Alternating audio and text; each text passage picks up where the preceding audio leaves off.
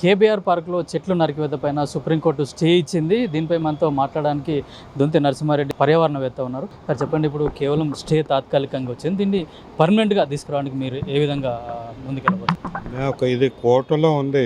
ఇదివరకు కూడా మేము కోర్టులో ఉన్నాము. అంతకుముందు కూడా కేంద్ర పర్యావరణ మంత్రిత్వ శాఖ, తర్వాత తెలంగాణ ప్రభుత్వానికి కూడా మేము విన్నపాలు, అప్పీల్స్, లెటర్స్ చేయడం జరిగింది. అంటే మేము పూర్తిగా అన్ని ప్రక్రియలను ఉపయోగించుకొని కేబీఆర్ పరిరక్షణ చేసే ప్రయత్నాలు గత 20 ఏళ్ళుగా చేస్తున్నాం. కేబీఆర్ పార్క్ ఏర్పాటులో కూడా 1994లో మా పాత్ర ఉంది. అప్పటి పరిస్థితిలోనే మేము 1990లో ఒక పర్యావరణ నివేదిక కూడా ఇచ్చినాం. ఆ నివేదిక నేపథ్యంలో హైదరాబాద్కి కొన్ని పెద్ద పార్కులు ఉండాలని అప్పుడు KBR park, హరితవనస్థలి, Mrugavani park declare చేయించగలిగినాం ప్రభుత్వంతో. ఇప్పుడు ఈ గత తెలంగాణ వచ్చినాక అంతకుముందు రాష్ట్ర ప్రభుత్వము, జిహెచ్ఎంసి కలగలిపి ఈ కేబీఆర్ పార్క్ భూమిని వాడుకుందామని ప్రయత్నాలు చేస్తున్నారు. దీన్ని ఆపే విధంగా మేము మొదటి నుంచి ప్రయత్నం చేస్తున్నాం. సుప్రీంకోర్టు 2006 నుంచి ప్రతి నేషనల్ పార్క్ చుట్టూ ఎకో సెన్సిటివ్ జోన్ డిక్లేర్ చేయమని చెప్పింది. ఆ ఎకో సెన్సిటివ్ జోన్ సుప్రీంకోర్టు చెప్పిన దాని ప్రకారం వాళ్ళు సూచించింది ఏంటంటే కనీసం కిలోమీటర్ రేడియస్ ఉండాలి, లేదా 10 కిలోమీటర్లు ఉండాలి. అయితే కనీసం కిలోమీటర్ అని చెప్తే ఇక్కడ మన రాష్ట్ర ప్రభుత్వం ఆనాడు 25 నుంచి 35 మీటర్లు మాత్రమే ప్రకటించే ప్రయత్నం చేస్తే మేము దాన్ని అడ్డుకున్నాం. అది తర్వాత కరోనా వచ్చిన నేపథ్యంలో దాన్ని ఇంకా తగ్గించి 3 మీటర్ల నుంచి 29.38 మీటర్లని తగ్గించింది. అంటే ప్రభుత్వము ఈ కేబీఆర్ పార్క్ పరిరక్షణ కాకుండా కేబీఆర్ పార్కు చుట్టూ ఉన్న భూమిని వాడుకొని ఏవో ఒక నిర్మాణాలు చేపట్టే ప్రయత్నం చేస్తుందని మాకు అనిపిస్తుంది. ఇప్పుడు ఎకో సెన్సిటివ్ జోన్ నిబంధనలను కూడా ఉల్లంఘించి ప్రభుత్వం ఈ చర్యలు తీసుకుంటుంది. ఎకో సెన్సిటివ్ జోన్ ఇంకా డిక్లేర్ కాలేదు. ఎకో సెన్సిటివ్ జోన్ డిక్లేర్ చేయమని సుప్రీంకోర్టు ఎప్పటి నుంచో చెప్పింది. కానీ ఆ ప్రక్రియ పూర్తి చేయకుండానే పూర్తి చేస్తే మళ్ళీ ఈ నిర్మాణాలు రావనే బహుశా ఆ ఉద్దేశంతో ఇప్పుడు అది డిక్లేర్ చేయకుండా నిర్మాణాలు చేపడతాం. అంటే డెవలప్మెంట్ పేరుతోటి ప్రభుత్వం గ్రీన్ బెల్ట్ ఏరియాలను కూడా టార్గెట్ చేసి ఉన్న చెట్లను కూడా అన్నిటిని కూడా తొలగించేస్తుంది, నరికేస్తుంది.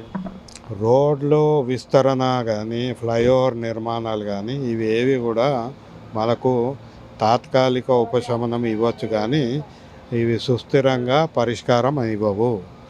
మనకు సుస్థిర పరిష్కారాల గురించి కావాలంటే అధ్యయనం చేయాలి. ట్రాఫిక్ అధ్యయనాలు చేసి ఏ విధంగా మనం ఈ ట్రాఫిక్ని తగ్గించవచ్చు, ఎట్లా మనం పబ్లిక్ ట్రాన్స్పోర్ట్ పెంచుకోవచ్చు, వీటి మీద ప్రభుత్వం కానీ జిహెచ్ఎంసి కానీ ఆలోచన చేయట్లేదు. కొన్ని అధ్యయనాలు జరిగినాయి, కానీ ఇప్పటివరకు వాటి రిపోర్ట్లు బయటపెట్టలేదు.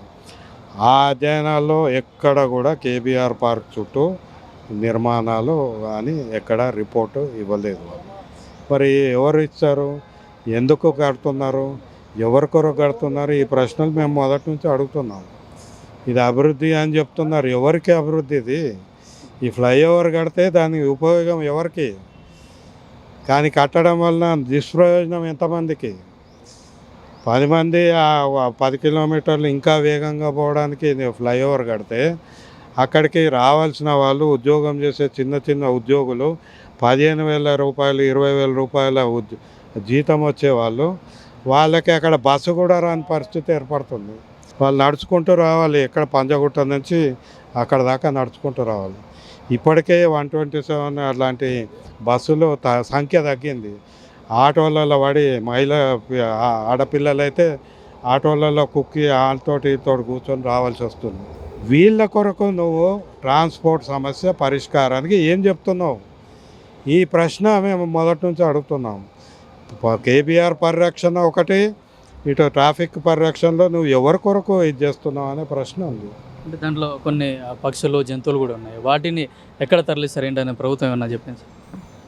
ప్రభుత్వం అట్లాంటి పని, కేబీఆర్ పార్కుని తీసేసే అధికారం కానీ ఆలోచన కానీ ప్రభుత్వం చేయజాలదు. It is impossible.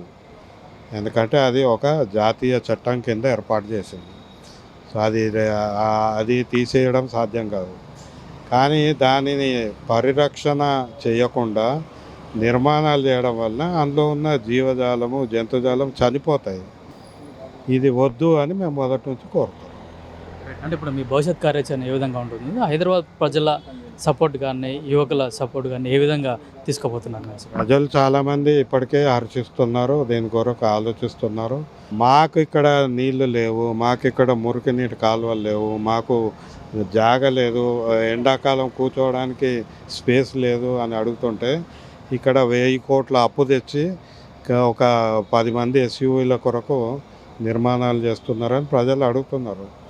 కాబట్టి మున్ముందు హైదరాబాద్ ప్రజలందరూ కూడా ప్రభుత్వాన్ని అన్ని నిర్మాణాల మీద ప్రశ్నలు అడిగే పరిస్థితి వస్తుంది. అయితే అభివృద్ధి పేరుతో కేబీఆర్ పార్క్ చుట్టూ కూడా ఫ్లైఓవర్లు అయితే నిర్మిస్తున్నారో వాటిని ప్రత్యామ్నాయ మార్గాలు చూడాలని చెప్తున్నారు. అట్లాగే హైదరాబాద్ నడిబొడ్డున ఉన్న కేబీఆర్ పార్క్ హైదరాబాద్లో ఉన్న ప్రజలకు ఒక లంగ్ స్పేస్గా ఆక్సిజన్ను అందించే ఒక పార్కుగా ఉంటుందని చెప్తున్నారు. దాన్ని ధ్వంసం చేయకుండా ప్రత్యామ్నాయ మార్గాలను చూడాలని చెప్పేసి కూడా పర్యావరణవేత్తలు అయితే ప్రభుత్వాన్ని డిమాండ్ చేస్తూ ఉన్నారు. కెమెరామెన్ మధుతో కిరణ్ కుమార్, పల్లవి టీవీ, హైదరాబాద్.